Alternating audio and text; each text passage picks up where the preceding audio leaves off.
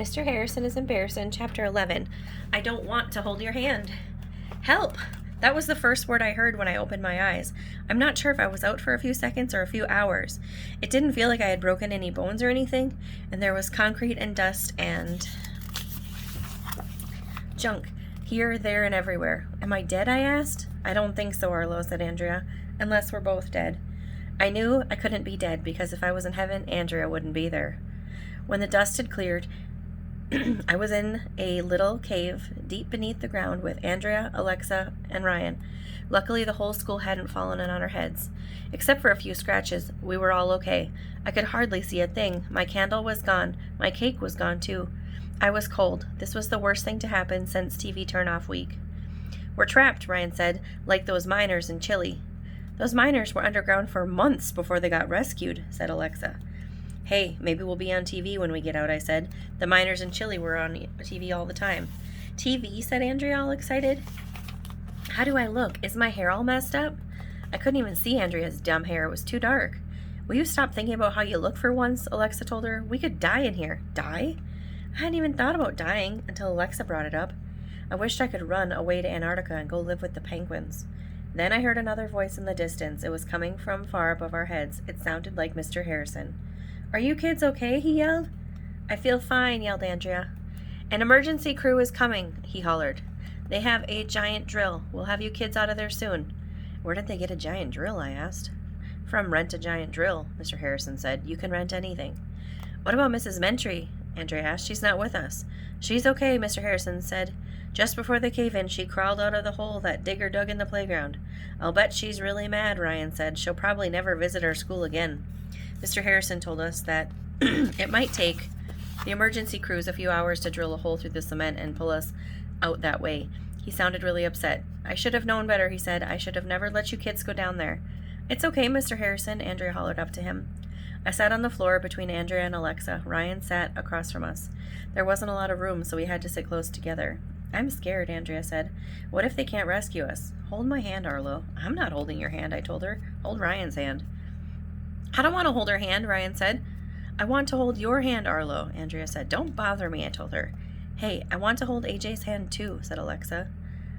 I asked if I could hold Arlo's hand first, Andrea told Alexa. So, Alexa said, you get to hold his hand all the time. It's my turn to hold his hand. Stop fighting, I told them. I don't want to hold either of your hands. That's when the weirdest thing in the history of the world happened. Andrea and Alexa started crying. Okay, I said, I'll hold both your hands. Just stop crying. I held hands with Andrea and Alexa. Ugh, disgusting. Ooh, you're holding hands in the dark with two girls, AJ, said Ryan. You must be in love with them. Quiet, dumbhead, I told Ryan. I had to sit in the dark and hold hands with Andrea and Alexa for 1,100,000 hours. I thought I was going to die. Isn't this romantic, Arlo? Andrea asked. No. I wish we still had our candles, said Alexa. Candles are so romantic, said Andrea. Yeah, I said, people must have been romantic all the time before Thomas Edison invented the light bulb. We were down there for 1,100,000 hours. It didn't seem like we were ever going to be rescued. Arlo, Andrea said, do you want to know a secret? No. In case we don't make it out of here, I want to tell you something, and said Andrea. Something I've been wanting to tell you for a long time. I don't want to hear it. She loves you, said Alexa. That's not what I was going to say, Andrea said. What I wanted to say was, but she didn't get the chance to finish her sentence because at that very moment, we heard a loud drilling sound above us. They're coming to rescue us, I shouted. We all cheered. Finally, I could let go of the girls' hands. The drilling got louder, and a few minutes later, we saw a little hole open above our heads. Mr. Harrison put his eyeballs against the hole. When are you going to get us out of here? I shouted up at him. Any time at all, he said. It won't be long. I'm fixing a hole. I'll get you. I will. We can work it out. I've got a feeling. All I've got to do. Mr. Harrison wasn't making any sense. What should we do? I asked. I need you, he said. See that big rock over there? Move it over to the side so the drill can get through. I tried to move the rock, but it was too heavy. I'm so tired, I groaned.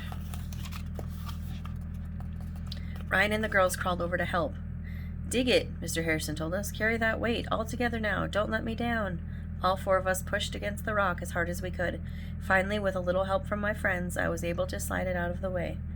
Okay, Mr. Harrison said, we're going to drill again. Wait, get back.